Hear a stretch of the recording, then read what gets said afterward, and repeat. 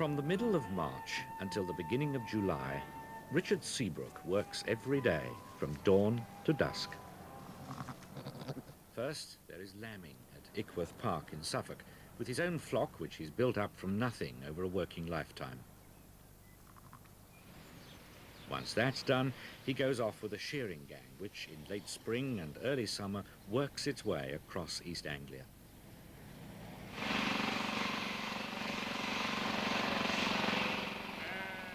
With him in the gang this year were his friends and disciples, Ivan Beavis and Richard Evans, and his children, Susan and Paul. Now, in July, they had visited 100 farms, sheared 20,000 sheep, and made a gross total between them of £9,000. It's their biggest cash earning of the year, but not nearly such a windfall as it sounds.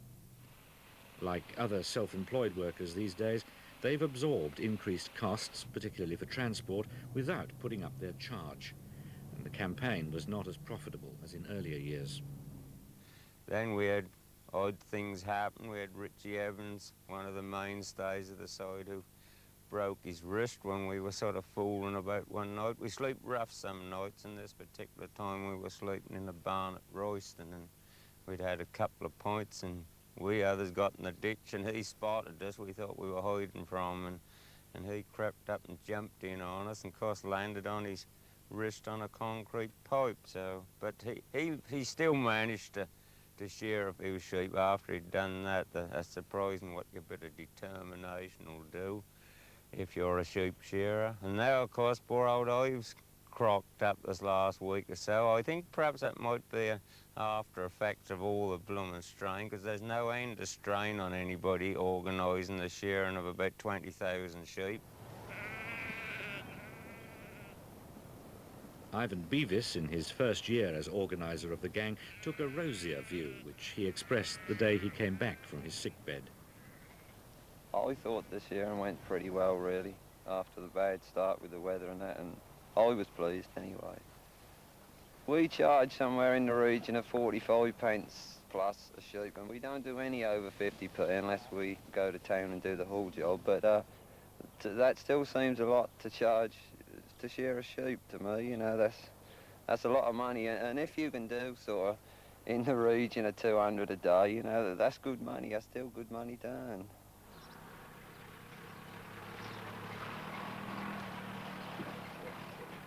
In these early days of July, Richard Seabrook revived his contacts at farms where he does a few days or a few hours' work in a year. He's made his way as a freelance worker by seldom turning down a job within range. Hello, Ben. Ready, are you? We did a few earlier on. Oh, yeah. The ministry man is here. Spencer, he loves the sheep job, don't you, Spencer? Oh, I have you. Yeah, you're Jenny missing when we clip, though, Oh, ain't I you? do. I just come for the beer, really. Yeah, I know you look the beer. Yeah.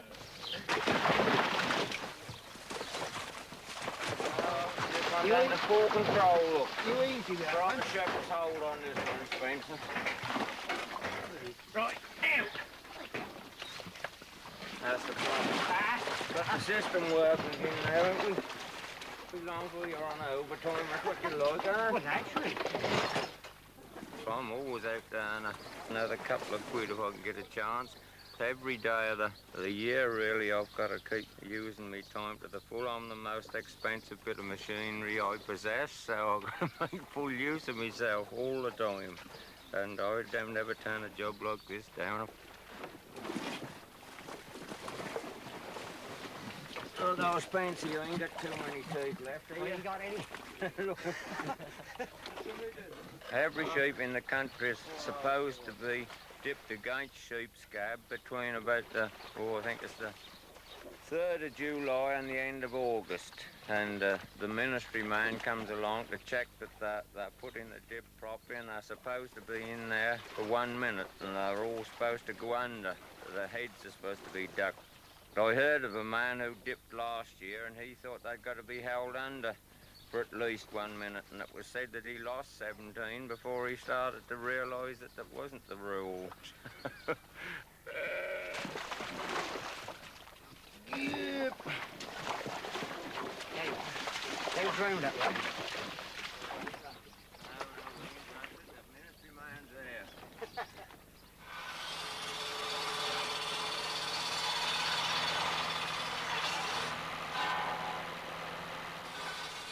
Richard now had a few days to catch up with jobs of his own. The firewood business, which used to be a winter stopgap, had expanded to take up some part of his time in every season, and while he'd been away shearing, the grass and the weeds had grown.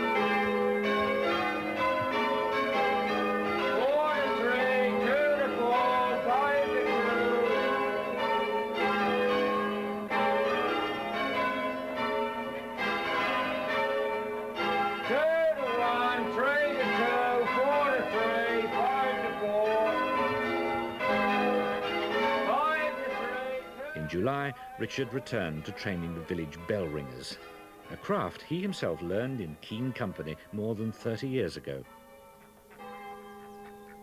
We used to practice all 4 nights a week. There was 5 of us, very dedicated, and we used to have a lot of fun at it. And you daren't stop away from a practice. The little fellow who was in charge, he just lived for his bell ring, and he wasn't a particularly good bell ringer, but he was very loyal to this particular steeple.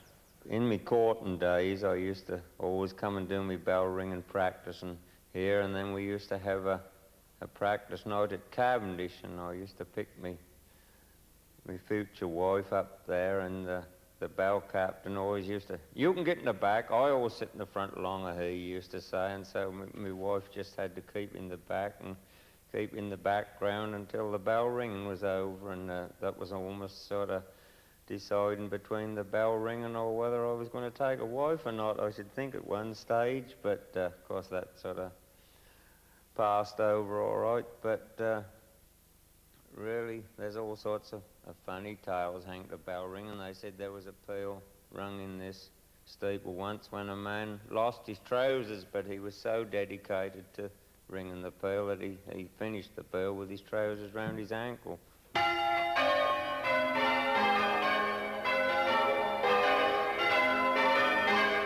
We do aim now, these people who do keep the thing going in the village do try and ring for as many services as possible, and this is the most important aspect of it, to keep the church alive through the sound of the bells.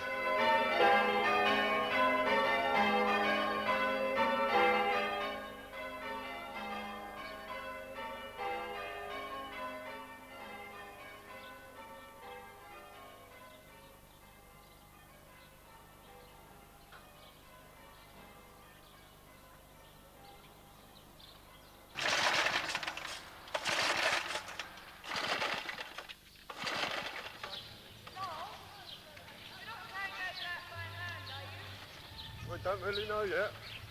Yeah, but I mean, you can have the truck if you want it. This event today is for the church and for the institute and community centre combined, so it's a proper village combined effort. The whole thing's ever so important if this sort of rural life is going to be maintained, that the farms have got rid of so much labour and so many people have gone and taken jobs in the towns, and people are mobile with cars now and they move away for their entertainment.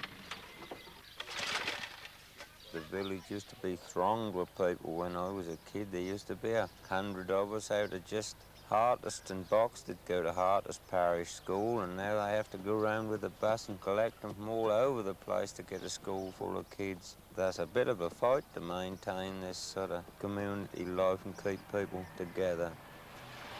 Otherwise, there's just going to be sort of a patch of green like there is in some villages and a few houses dotted round and really no life about the place at all.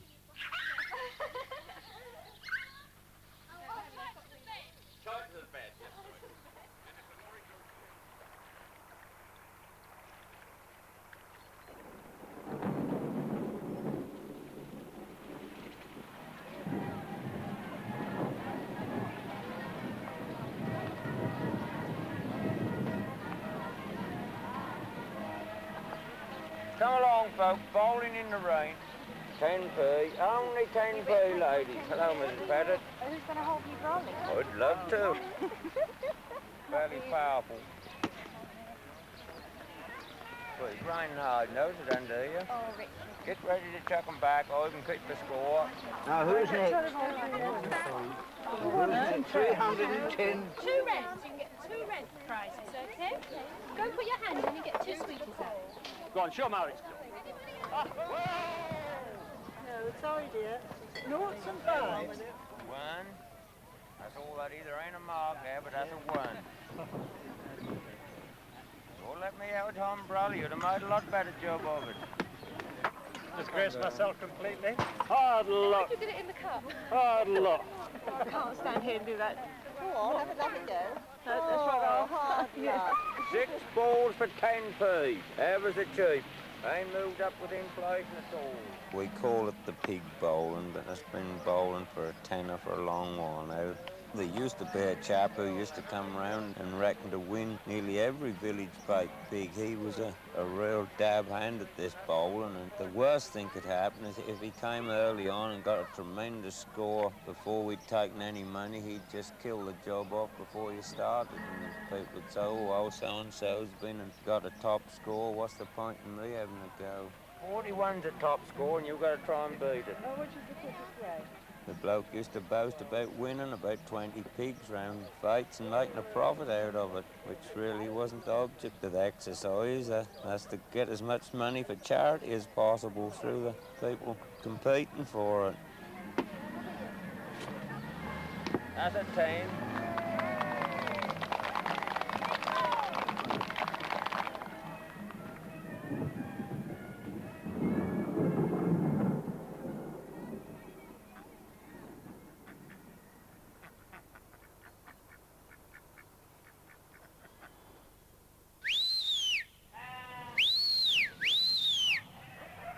Here, Moss, come on up. Come on up.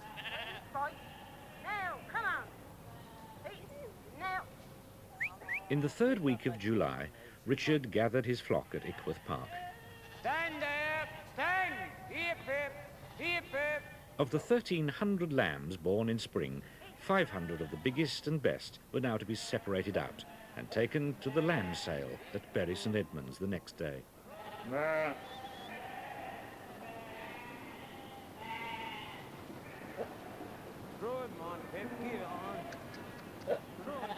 The July sale of lambs is by far the biggest transaction Richard ever makes. The financial success or failure of a year's work is to a large extent determined by this one day. Plus, it was important to us that we have a fair sort of sale. Of course, you always have to sort of bring your old bank overdraft somewhere into line at least once a year, and I don't take too much notice if you just keep putting a dribble in every now and again just to stay the right side of the wind. If you put a a fair old chunk in every now and again, well then they do take notice of you and they tend more to be sympathetic with you. If you have a hard old winter and you've got some tidy old feed bills, so this sale tomorrow is important to us.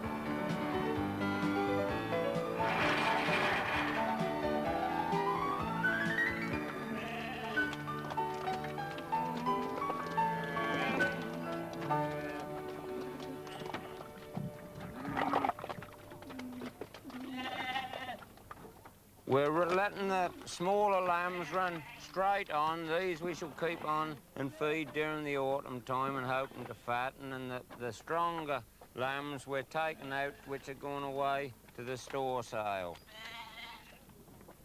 I'm taking 500 and I hope to come on with 17,000 quid for them after auctioneer stoppages. 10 years ago, that would have seemed tremendous. It would have been frightening to me, but now it's just got so it's peanuts.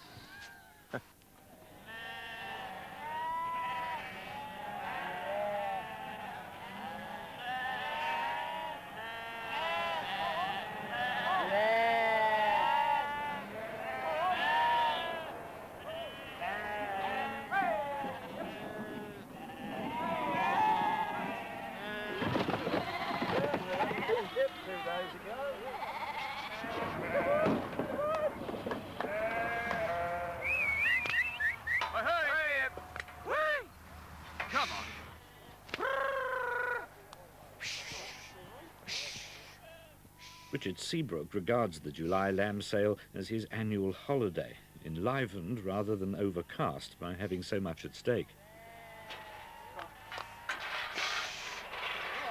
Is it going to be too dry for a good sale or what? In the wet spring, there had been a forecast of low prices. Now it had been dry for weeks, but farmers here professed to divine in the gentle easterly breeze a searing wind which would burn off pasture and make sheep keeping ruinous. Just show them how to have a lick, look.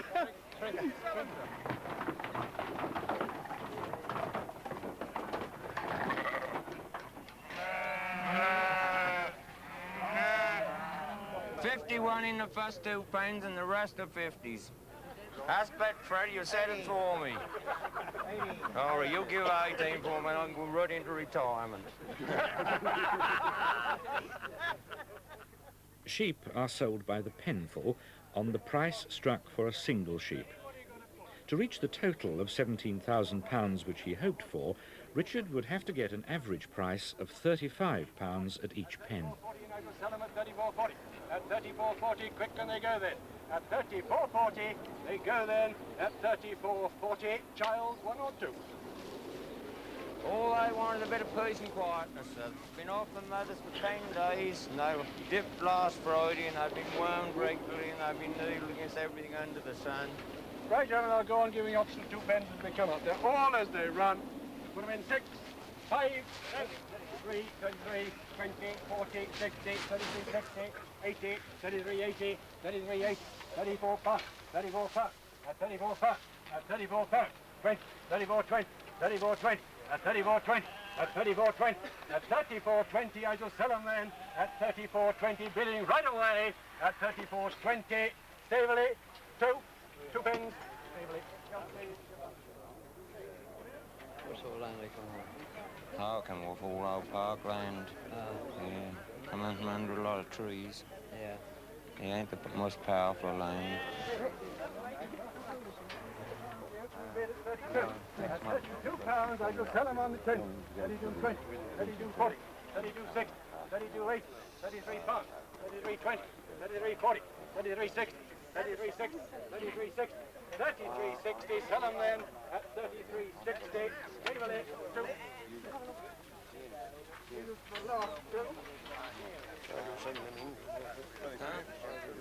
I told you lambs too, ain't they? Yeah.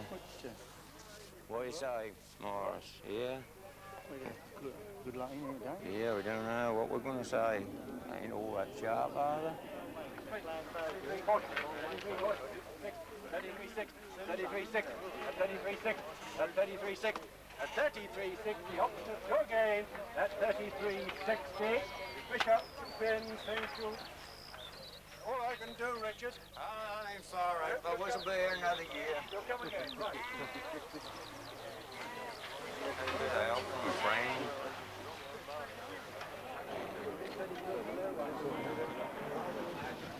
Who was the latest one? Oh, I know who was going to match you up with, that girl at you didn't come. One-eyed Chevrolet, aren't I? One-eyed Chevrolet. No, this one was right good looking, what I bet you strong. This bloke's speciality is creeping up on people and jumping in ditches after them, is that right? Oh, yeah, let's have a look. Have you still got any evidence of the wound? Let's have a look at it. Oh, well, the people down the gardens reckon you'll probably be crippled for life. Yeah. Arthritis will set in, they say. Yeah. And you'll be an old man before you're 40. Have you sold your land? Yeah, Did they sell all right? Just, well, some people reckon they were cheap, and some people reckon that was a good price, but averaged about 33.50 something.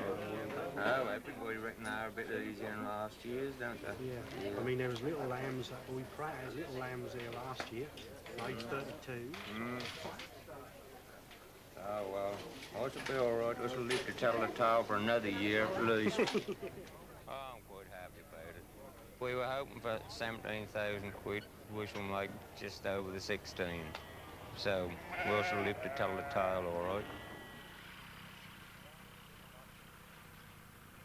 That evening, they got in the last of the hay from the fields round Richard's home, where the stock is in the care of his daughter, Susan. He himself had spent few daylight hours at home for 4 months now. In March and April, he'd been lambing with his own flock at Ickworth Park, 13 miles away. From May to early July, he'd been on tour with the shearing gang. And in the past few weeks, he'd been catching up with odd contract jobs all over the place. He found himself reflecting, not for the first time, upon the dominance of his work.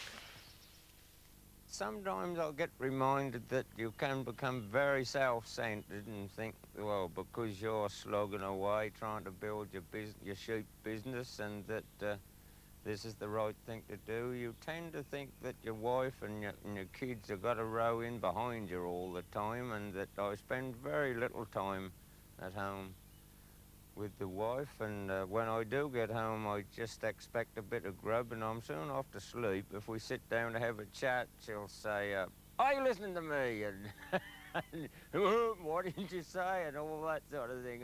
And that sort of company I fully appreciate and always very desirable night after night.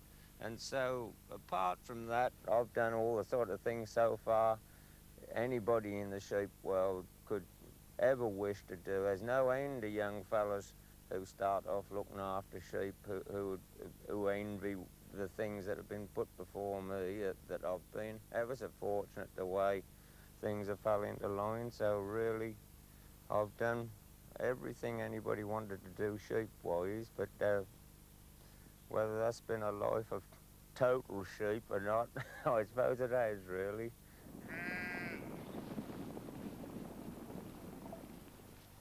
In the elation of his second year as a self-employed worker, Ivan Beavis felt no such misgivings. Sooty!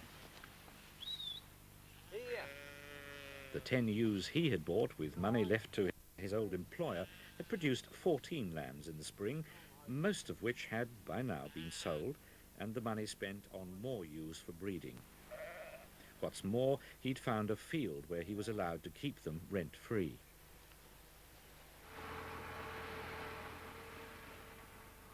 Through the late summer and early autumn, he kept going with a succession of short-term jobs, harvesting, then in October, tractor work. By now, he was well established in the district as a freelance worker. I used to work on a farm for 17 years, and there wasn't a day went by when I didn't think about going self-employed. Then I'd think of the other things, and I thought, no, I'll start as I am and be sort of sure of a certain wage each week. I've got my independence now, and that's what I like about it. And I also do my own book work now. I'm registered with the VAT man, and I do it all myself now, all my VAT, everything. So I just hope the next few years the work keep coming along how it is now.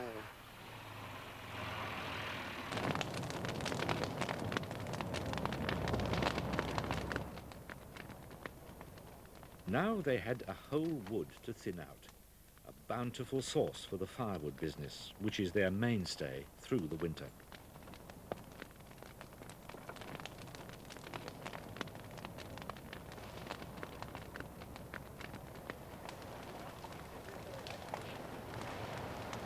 We had firewood off this estate last winter time, but in fact we started in this wood early in August. We cut down all the dead stuff and anything that the agent could see wasn't any good for timber.